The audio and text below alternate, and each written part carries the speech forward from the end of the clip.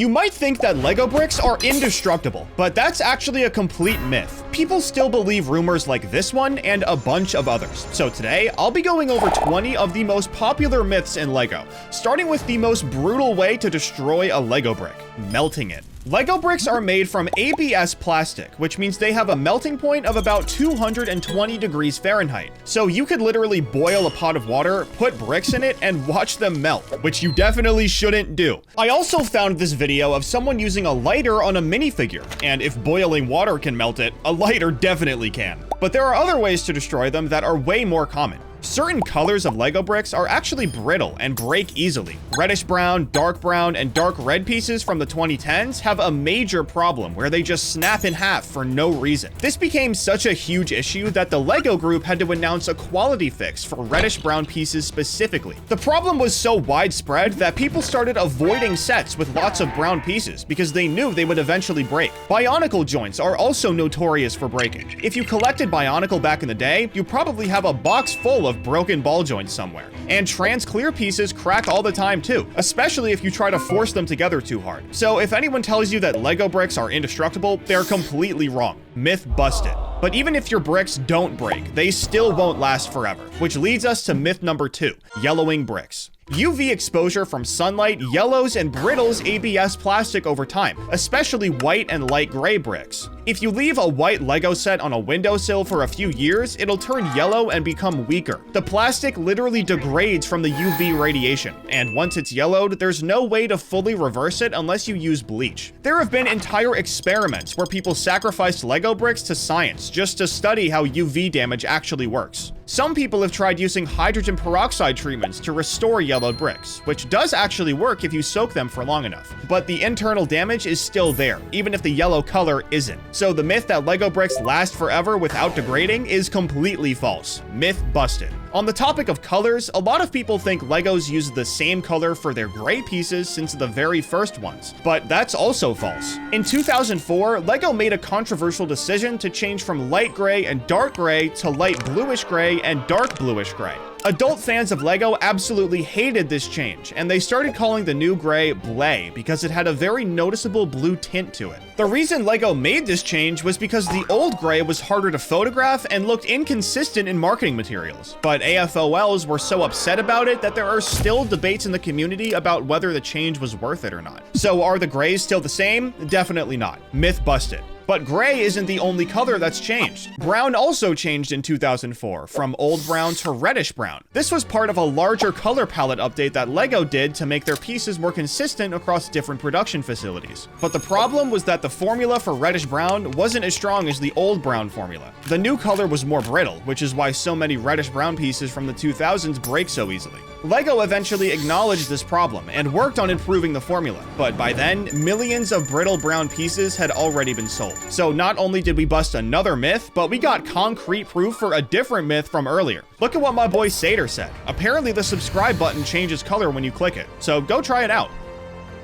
Anyways, another huge myth is that Lego sets are more expensive now than they've ever been before. People complain about this constantly on forums and social media, saying Lego used to be affordable, and now it's ridiculously overpriced. But here's the truth. When you adjust for inflation, the price per piece has stayed between 10 and 12 cents for decades. Multiple studies have analyzed Lego pricing data going back to the 1970s, and the price per piece has been remarkably stable. The reason sets seem more expensive now is because they have way more pieces than they used to. A Lego set from the 1980s might have 200 pieces and cost 20 bucks, while a set from today might have 2,000 pieces and cost 200 bucks. The price per piece is the same, but the sets are just bigger and more detailed. Modern sets also have way more unique pieces, printed elements, and complex building techniques that make them feel more premium. So Lego hasn't actually gotten more expensive. The sets have just gotten more complex and ambitious. Myth busted. Myth number 6 is pretty crazy though. Lego didn't actually invent the interlocking brick. A British inventor named Hilary Fisher Page created them in 1939 for a company called Kittycraft. His self-locking building bricks had the same stud and tube system that LEGO uses today. LEGO saw these bricks, liked the design, and started making their own version. But here's the twist. LEGO didn't officially buy the rights to the design until 1981, which was over 40 years after Kittycraft patented it. By that point, LEGO had already crushed the competition, so they basically took someone else's patented design, improved it with better quality control and marketing, and made it way more popular. But the original idea wasn't theirs. Myth busted. A lot of people also think LEGO has always made plastic toys, but that's false too. LEGO started as a wooden toy company in 1932. Ole Kirk Christiansen was a carpenter in Denmark, and he made wooden ducks, cars, yo-yos, and other toys. The name LEGO was chosen in 1934, but the company was still making wooden toys at that point, and they didn't start making plastic toys until 1947 when they bought a plastic injection molding machine. Even then, they were making both wooden and plastic toys for years, but in 1960, their wood factory burned down in a massive fire, and after that, they decided to focus entirely on plastic bricks. So for almost 30 years, LEGO was primarily a wooden toy company, and plastic was just a side experiment. Myth busted. But even when they started making plastic bricks, they didn't use the same material as they do today. LEGO started with cellulose acetate in 1949 when they first introduced the automatic binding bricks. But cellulose acetate had serious problems. It warped over time, it discolored easily, and it didn't hold its shape well at all. So in 1963, LEGO moved on to ABS plastic, which is acrylonitrile butadiene styrene. Let's just call it ABS. ABS is much more stable, more durable, and holds color way better, but that doesn't mean they aren't looking for the next successor. Now they're testing sustainable materials like plant-based plastics and recycled ocean plastic to try and move away from petroleum-based ABS. So the myth that LEGO has always used the same plastic since 1949 is false. Myth busted. Myth number 9 is that LEGO only manufactures in Denmark. People assume everything is made in Billund because that's where the company was founded, but LEGO actually has factories all over the world. They manufacture in Hungary, the Czech Republic, Mexico, China, Vietnam, and they're opening a new factory in Virginia in 2027. LEGO went worldwide a while ago, so obviously this myth is busted. But finally, we have a myth that is true. LEGO bricks from 1958 still work with modern-day bricks. In 1958, LEGO patented the stud and tube coupling system, which is the design that makes LEGO bricks lock together so securely. That same system is still used today, which means you have perfect compatibility across 67 years of LEGO production. You can take a brick from 1958 and connect it to a brick from 2025, and it'll work perfectly. Now, don't get me wrong, LEGO's made slight changes along the way, so the bricks won't feel as sturdy as connecting to modern-day bricks. But it'll still work, which is really cool. Myth confirmed. Speaking of compatibility, myth number 11 is that Duplo bricks and system bricks are compatible too, and this one is also true. Duplo was introduced in 1969 specifically for younger children, and it was designed to be exactly 2 times the dimensions of regular system bricks in every direction. LEGO wanted families to be able to transition from Duplo to system as kids got older, and they wanted siblings of different ages to be able to play together. So Duplo studs fit perfectly onto system bricks, and system studs fit perfectly into Duplo bricks. LEGO even released official instructions showing how to combine Duplo and system in the same build, so if LEGO themselves are saying it, you know it's true. Myth confirmed. Alright, this next myth is that a single LEGO brick can support an infinite amount of weight. People love repeating this because LEGO bricks are incredibly strong for their size. But the BBC actually tested this in a controlled experiment, and a standard 2x2 brick fails at 432 kilograms, which is about 950 pounds. That's the equivalent of stacking 375,000 bricks on top of each other, or building a tower 2.17 miles tall before the bottom brick collapses. So LEGO bricks are incredibly strong, but they're not indestructible. And to make sure, I ran over a 2x4 with my car, which weighs about 3,000 pounds. And,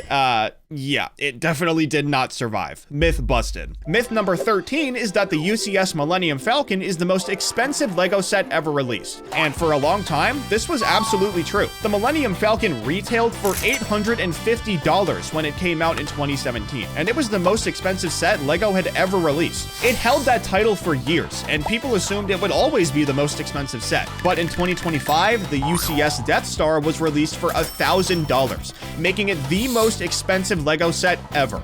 So even though it happened pretty recently, this myth is technically busted. Along that same line, people think the biggest LEGO set has the most pieces, but biggest is subjective. The UCS Death Star has 9,023 pieces and is over 2 feet tall and almost 3 feet wide, but the Titanic has 9,090 pieces, which is technically more. A set that's bigger than both of those, though, is the Eiffel Tower, which stands at almost 5 feet tall and uses over 10,000 pieces. The debate over what LEGO set is the biggest is super subjective. Is it piece count, height, surface area, all three of them combined? Nobody can come to an agreement. So I guess this one is still a myth. Anyways, myth number 14 is only partially wrong. Most people know that LEGO comes from the Danish phrase leg godt, which means play well. Ole Kirk Christiansen combined the first 2 letters of each word to create the name in 1934. But what a lot of people don't know is that LEGO also means I assemble in Latin. This was a complete coincidence that the company found out years after they chose the name, but it's such a perfect fit that it almost feels intentional. So the myth that LEGO means more than just play well is technically confirmed, but because Ole Kirk didn't do it on purpose, I can't give it to him. Myth busted. But myth number 15 is something that sounds completely fake, but is 100% real. LEGO is the world's largest tire manufacturer. They produce between 306 to 400 million tires annually, which is more than every real tire company, like Bridgestone, Michelin, or Goodyear. Obviously, these are tiny tires for LEGO vehicles and not real cars, but Guinness World Records officially recognizes LEGO as the largest tire manufacturer in the world. So this is one of those facts that sounds completely fake, but is 100% real. Myth confirmed. Another myth is that LEGO minifigures have always had yellow skin. For a long time, this was LEGO's standard. Yellow was supposed to be a neutral skin tone that represented everyone equally, regardless of race. But in 2003 with the NBA sets and 2004 with licensed themes like Star Wars and Harry Potter, LEGO started using skin tones for minifigures based on real people. And it turns out LEGO Duplo had been using flesh-colored figures since 1983, way before system minifigures made the switch. But the myth that minifigures always had yellow skin is technically true, since Duplo figures aren't minifigures. Myth confirmed. Myth number 17 is that LEGO sets are only made for children. This might have been true decades ago when LEGO was mainly a kids' toy company, but it's completely wrong now. LEGO has an entire 18+ line specifically marketed toward adults, with complex builds, high piece counts, and premium price points. The AFOL market, which stands for Adult Fans of LEGO, makes up about 25% of LEGO's total revenue, which is a massive chunk of their business. Sets like the Colosseum, the Titanic, and the UCS Death Star are clearly not designed for kids. They're designed for adults who want complex, challenging builds that take days to complete. So LEGO is very much an adult hobby now, not just a kid's toy. Myth busted. People also think LEGO bricks work perfectly with every other brand of plastic bricks, but this is completely false. LEGO's manufacturing process is unbelievably try-hard. They make their bricks accurate down to 0.002 millimeters, which is insanely precise for mass-produced plastic toys. Other brands like Mega Bloks or generic off-brand bricks don't have this same level of precision, so they never fit quite right. If the fit is too loose, your structure becomes unstable and falls apart really easily. If it's too tight, you can't separate the bricks without damaging them or hurting your fingers. So LEGO bricks technically can connect to other brands because they use the same basic stud design, but they don't work nearly as well. Myth busted. Another myth is that LEGO never recalls sets or discontinues pieces, but they've had 3 serious recalls in their career. The first one was the LEGO Primo Ladybird Rattle in 1998, but apparently LEGO got reports from parents that the holes in it became a vacuum and got stuck in kids' mouths. This is an obvious choking hazard, so it definitely had to go. The second one was the LEGO Explore Super Truck from 2002. This one was aimed for kids that were a little older, but the problem with it was that the wheels were removable, and when you removed the wheels, the axles were super pointy, which is clearly not something you want your 3-year-old playing with. But the last recall was the Power Functions remote controller from 2009. This was made to control RC cars in the Power Functions theme, but LEGO got 4 reports saying that it heated up after batteries were put in. Luckily, no one was hurt, but I guess it got hot enough that people were genuinely worried about it, so LEGO had to get that one gone too. But what LEGO myth surprised you the most? Be sure to let me know down in the comments, and don't forget to subscribe.